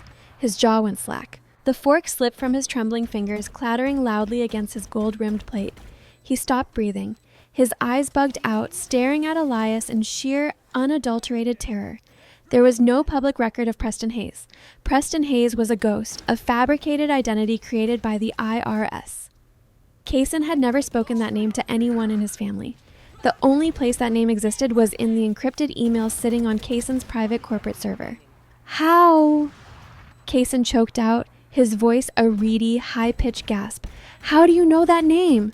Kayson, what is he talking about? Valerie asked, her voice shrill with sudden panic, looking at her husband's gray face. My father sensed the sudden, catastrophic shift in the room's atmosphere. He didn't know the name Preston Hayes, but he recognized the absolute terror radiating from his golden child. Elias, I am telling you to leave my house immediately, Kendrick commanded, standing up from his chair, trying to reassert his dominance. Zarya, get your husband and get out. I didn't move. I didn't flinch. I slowly reached down to the floor. I picked up my black leather tote bag. I unzipped the top, pulled out the thick 2-inch manila folder, and tossed it directly into the center of the mahogany dining table. It landed with a heavy, definitive thud right next to the carved turkey. We aren't leaving, Kendrick, I said, my voice echoing loudly in the cavernous, silent room. Not until you see the dessert menu. The wealthy guests, Arthur Sterling and his peers, were seasoned businessmen. They recognized the format of the file sitting on the table. They recognized a litigation brief when they saw one. Arthur Sterling quietly placed his linen napkin on the table, his eyes darting toward the exits. He wanted zero proximity to whatever explosion was about to happen. What is that? Nia asked, her voice trembling slightly from the foyer entrance, having stepped forward when Kendrick started shouting. Elias leaned back in his chair, steepled his fingers, and began to dismantle my family's empire piece by piece. That, Elias said, his voice ringing with absolute clinical authority, is a comprehensive forensic audit. It details exactly how Kendrick Mitchell abused his fiduciary power as a trustee to illegally wire $2 million out of his daughter's trust fund to save Crestview Commercial from defaulting on a fraudulent real estate loan. The guests gasped. Arthur Sterling stared at my father, shock replacing his previous admiration. Lies! Kendrick roared, though his voice shook. I utilized a legal discretionary clause. It was entirely within my rights to reallocate family assets. A discretionary clause requires the beneficiary to be notified of total asset depletion, Kendrick, Elias countered smoothly, cutting off my father's bluster effortlessly. Which is why you needed a beneficiary waiver of rights submitted to the bank to clear the wire transfers. Elias turned his head slowly, his dark eyes locking onto my mother, who was standing frozen near the archway. A waiver that Nia Mitchell forged by tracing Zarya's signature from a birthday card, committing federal identity theft and bank fraud, Elias stated flatly. Nia let out a choked, horrified gasp. She covered her mouth with her hands, stumbling backward until her back hit the wall. She looked at my father, her eyes wide with panic, waiting for him to protect her. But Kendrick was paralyzed, staring at the manila folder as if it were a venomous snake. You're insane, Kayson whispered frantically, his hands shaking so violently he had to grip the edge of the table to steady himself. You're a mechanic. You don't know anything about wire transfers. You can't prove any of this. Elias turned his predatory focus back to my brother. The final trap was about to spring. I was a mechanic for the last few years, Kayson, Elias said, his voice dropping an octave, carrying the heavy, crushing weight of the federal government. Before that, I spent 10 years as a senior forensic auditor for the Criminal Investigation Division of the IRS. The silence that followed that sentence was absolute. It was the silence of a vacuum. Kayson's eyes rolled back slightly in his head. The realization hit him with the force of a physical blow. He hadn't been hiding his crimes from a naive sister and an uneducated laborer. He had literally handed a documented trail of federal felonies directly to a veteran federal investigator. When you wired the stolen $2 million into a Delaware shell company called Apex Horizon Holdings, you left a digital footprint, Elias continued, mercilessly delivering the timeline of execution. When you broke that money into smaller transfers, laundering it through Cayman Islands pass-through accounts to buy Valerie's Mercedes and fund your Maldives vacation, you violated the Bank Secrecy Act. Valerie let out a high-pitched wail, looking down at her diamond bracelet as if it had suddenly caught fire. But The true masterpiece of your stupidity, Kaysen, Elias said, leaning forward, his eyes burning with cold amusement, was Preston Hayes. Preston isn't a venture capitalist from Chicago. Preston is an undercover federal agent with the IRS High Net Worth Fraud Task Force.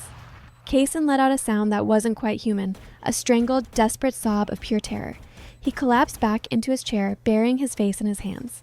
You were so desperate to secure that $20 million, Elias said, his voice echoing off the crystal chandeliers, that you altered your corporate financials. You inflated your assets, you hid your liabilities, and you officially classified Zaria's stolen $2 million as an anonymous equity injection. You lied on a federal document. And then, on Tuesday at 2:14 p.m., you emailed it across state lines.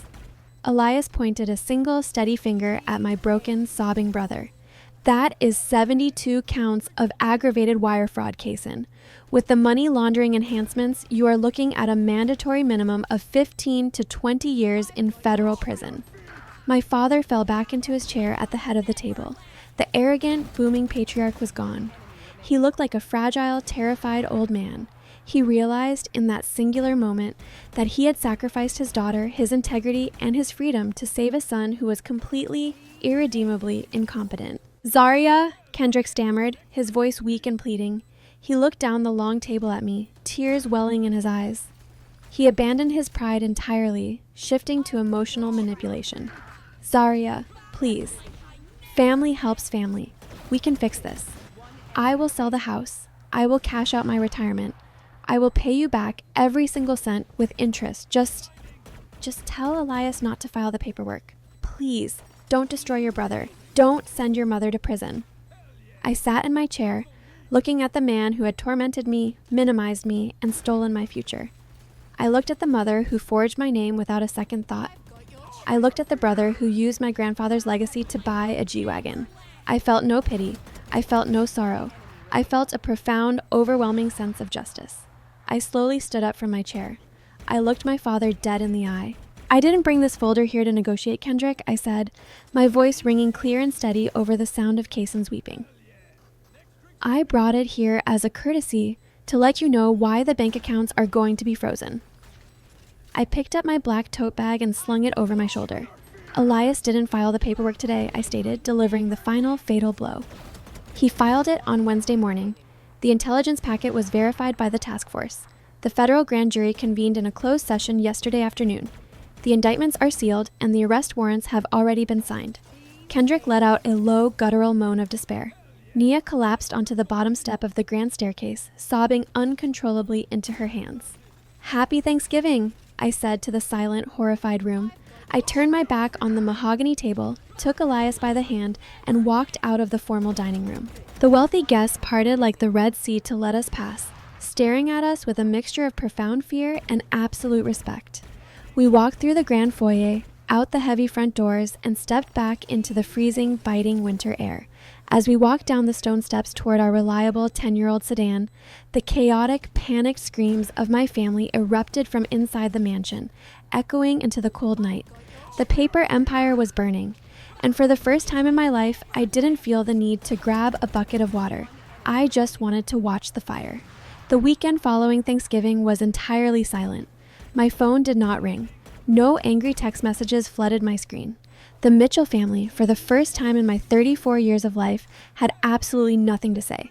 They were paralyzed, trapped in that agonizing, breathless window between knowing the executioner is coming and waiting for the axe to actually fall. They spent Friday, Saturday, and Sunday frantically calling high-priced defense attorneys, trying to find someone, anyone, who could make a sealed federal indictment disappear. But top-tier lawyers require massive retainers, usually paid via wire transfer. And as Elias had promised, by Friday morning, the federal government had placed a hard freeze on every single bank account tied to Kendrick, Nia, Kaysen, and Crestview Commercial. They had millions of dollars on paper, but they couldn't even buy a cup of coffee. The axe finally fell on Monday morning, right at 8 a.m. I was sitting in my newly leased co-working space, going over a color palette for my cosmetics client, when Elias sent me a text message. It contained a single photo taken by his former colleague, Greg, from the street level of the downtown financial district. The photo showed the glass front entrance of Crestview Commercial. Parked haphazardly along the curb were 3 dark SUVs. A dozen men and women wearing navy blue windbreakers with FBI and IRSCI printed in bold yellow letters across the back were walking in and out of the building carrying stacks of flattened cardboard boxes. I stared at the screen, a profound, heavy exhale leaving my lungs. It was real. The paper empire was collapsing in real time. Elias called me 5 minutes later to give me the play-by-play. "They hit the office first," Elias said, the ambient noise of his garage echoing in the background. Kaysen was sitting at his desk. He actually tried to demand that the agents wait in the lobby while he finished a phone call. They put him in handcuffs right there in his velvet blazer, walked him through the open-plan bullpen in front of his entire staff, and put him in the back of a federal vehicle. "What about my father?" I asked, looking out my office window at the gray morning sky. "The second strike team hit the estate at 8:15 a.m., Elias replied. Kendrick answered the door in his silk bathrobe. They didn't let him change into a suit. They let him put on sweatpants and sneakers, and then they marched the great patriarch out the front door, down those grand stone steps in full view of his wealthy neighbors who were leaving for their morning golf games. They impounded his luxury SUV and seized the computers from his study. I closed my eyes, picturing the scene. Kendrick Mitchell, a man whose entire existence relied on projecting an image of intimidating, untouchable wealth, paraded across his own manicured lawn in sweatpants and handcuffs. It was the ultimate, inescapable humiliation. "And Valerie?" Elias let out a sharp, amused breath. A flatbed tow truck arrived at their house right alongside the federal agents. The bank holding the note on that matte black G-Wagon got wind of the asset freeze. They repossessed the vehicle right out of the driveway while Valerie stood on the lawn screaming at the driver. She tried to take her diamond tennis bracelet off and hide it in her pocket, but the IRS agents had a seizure warrant for all assets purchased with stolen trust funds. They made her hand it over. The sheer, staggering velocity of their downfall was breathtaking. In less than a week, they had gone from clinking crystal glasses and boasting about $20 million syndicates to sitting in sterile federal holding cells, stripped of their property, their dignity, and their freedom. But my father was a stubborn, prideful man. Even sitting in a concrete room facing federal charges for breach of fiduciary duty, wire fraud, and accessory to money laundering, he still believed he could buy his way out. Kendrick and Kaysen were granted a preliminary bail hearing on Wednesday. Because the prosecution argued they were flight risks who possessed hidden offshore accounts, the judge set their bail exceptionally high. Kaysen's was set at $2 million. Kendrick's was set at $1 million. Kendrick wasn't worried. Even with his liquid bank accounts frozen by the federal government, he still owned the massive, sprawling Mitchell estate, and he was slated to receive the remaining bulk of Grandpa Arthur's physical assets, a portfolio of commercial properties and untouched stock options that hadn't been processed through probate yet.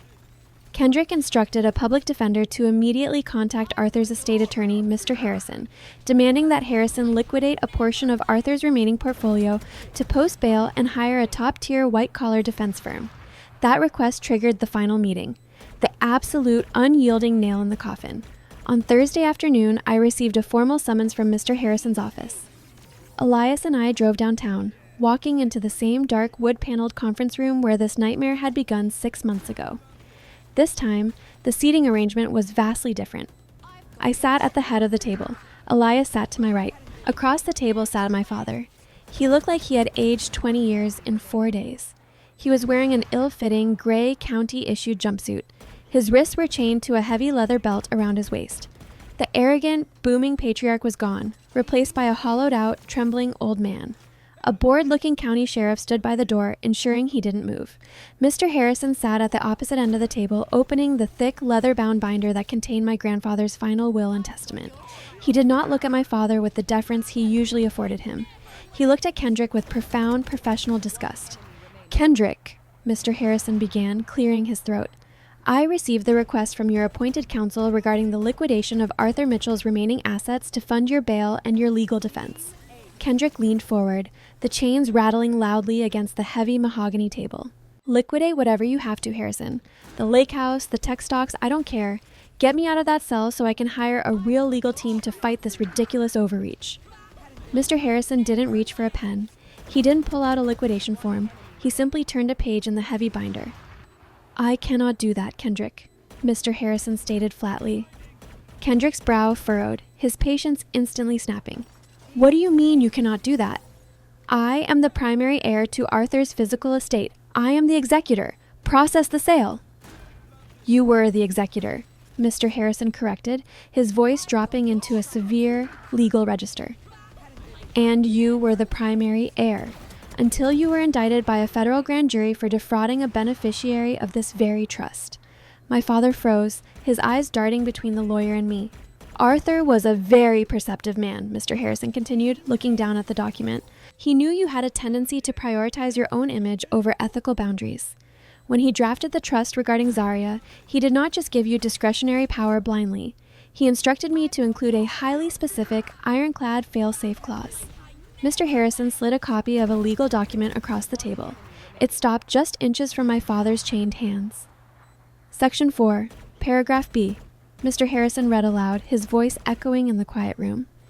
Should the appointed trustee, Kendrick Mitchell, be found to have engaged in gross negligence, misappropriation of funds, or any criminal breach of his fiduciary duties regarding the beneficiary, Zaria Mitchell, he shall be immediately and irrevocably stripped of his title as trustee. Kendrick swallowed hard, a bead of sweat tracing down his temple. I haven't been convicted of anything yet.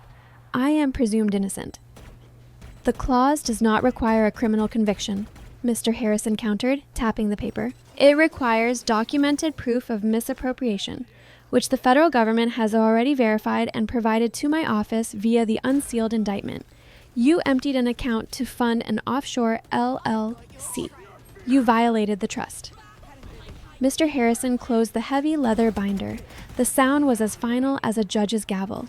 The clause continues, the lawyer stated, looking Kendrick dead in the eye. Upon such a breach, Kendrick Mitchell is instantly disinherited from the entirety of the Arthur Mitchell estate.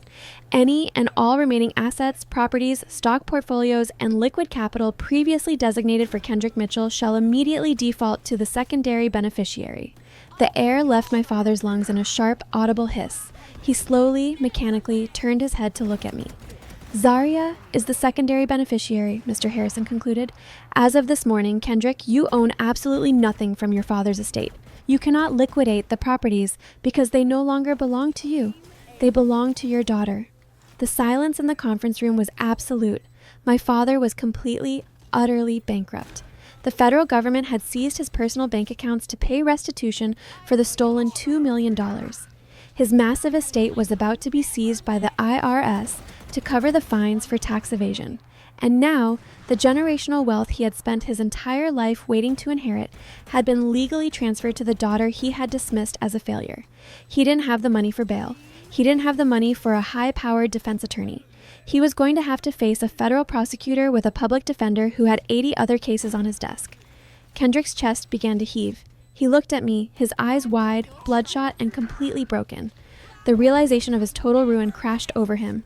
Zaria, he croaked, his voice cracking. He tried to reach his hands out to me, but the chains pulled them back down to his waist. Please, I'm your father. You can't let me rot in a concrete box. I'll die in there. Please, Zaria, give me a loan, just enough for a lawyer. You have the whole estate now. You have everything. I looked at the man sitting across from me. I remembered the cold, dead smile he gave Elias outside this very office 6 months ago. I remembered him telling me I was just a woman playing at a career entirely unworthy of my grandfather's legacy. I remembered my mother casually admitting she forged my signature to protect the golden child. I picked up my purse from the floor and stood up.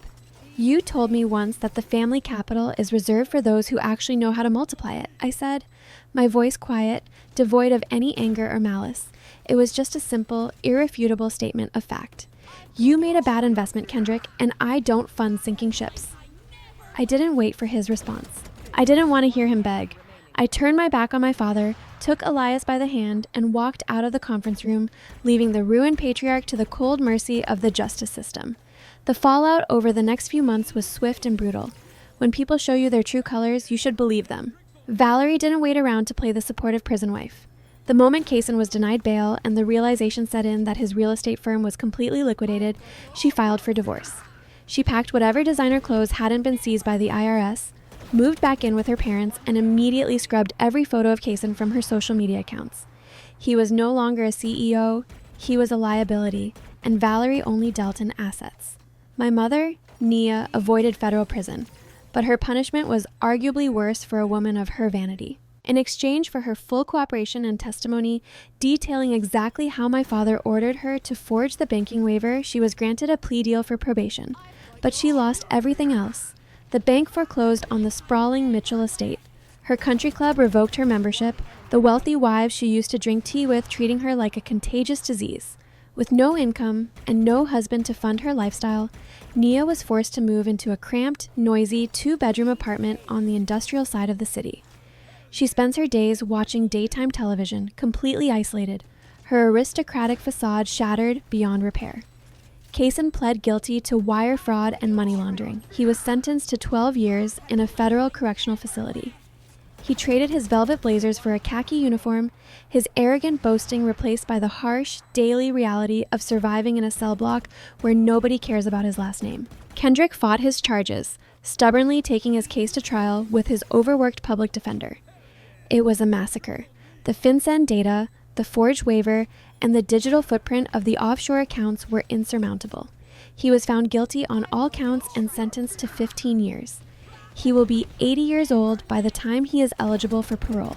As for me, the stolen $2 million was eventually recovered from Kaysen's frozen accounts and returned to my trust, unburdened by any discretionary clauses. Alongside the remaining bulk of Grandpa Arthur's estate, I suddenly found myself in possession of significant wealth. But Elias and I didn't change who we fundamentally were. We didn't buy a mansion in a gated community, and we certainly didn't buy a Mercedes G-Wagon. I used a portion of the capital to officially purchase the commercial building housing my consulting firm, giving my growing team a permanent, beautiful space to work. We secured 3 more national clients, expanding our reach without ever compromising our values. I took another large portion of the inheritance and established a scholarship fund in Grandpa Arthur's name, specifically designed for young women pursuing degrees in business and finance. And Elias kept his garage. It is a warm Saturday morning in late spring. The heavy winter coats have been packed away and the air smells like fresh rain and blooming jasmine. I'm sitting on the porch of our modest 3-bedroom suburban home, a cup of dark roast coffee resting in my hands. The garage door is wide open. The high-powered computers and paper shredders are gone, replaced once again by the heavy canvas tarp and the smell of motor oil. Elias is slid underneath the rusted, heavy chassis of the 1969 Chevrolet Chevelle, a smudge of dark engine grease already forming across his jawline. The radio is playing classic rock at a low volume. He slides out from under the car on his creeper, wiping his hands on a rag. He looks over at me, his dark eyes crinkling at the corners as he offers a warm, genuine smile. There is a very specific kind of peace that comes from building a life entirely on your own terms. Society relentlessly pushes the narrative that you must endure toxic behavior simply because you share DNA with the offenders. We are told to shrink ourselves, to turn the other cheek, to keep the peace at the expense of our own sanity. But I learned the hard way that loyalty is earned, not inherited. True empowerment requires setting ironclad boundaries and having the absolute courage to enforce them, even if it means dismantling the very empire you were raised in. You do not owe your abusers your future, your patience, or your resources. Sometimes, the most profound act of self-care is simply stepping back and letting the people who underestimated you suffer the natural, devastating consequences of their own unchecked arrogance. I took a sip of my coffee, leaning back in my chair, feeling the morning sun warm my face. My family is gone, but my home has never felt more complete. Thank you so much for listening to my story. If you found value in this journey of justice and healing, and if you believe in the power of setting unbreakable boundaries, please hit the subscribe button and join this community. Take care of yourself, guard your peace fiercely, and I will see you in the next video.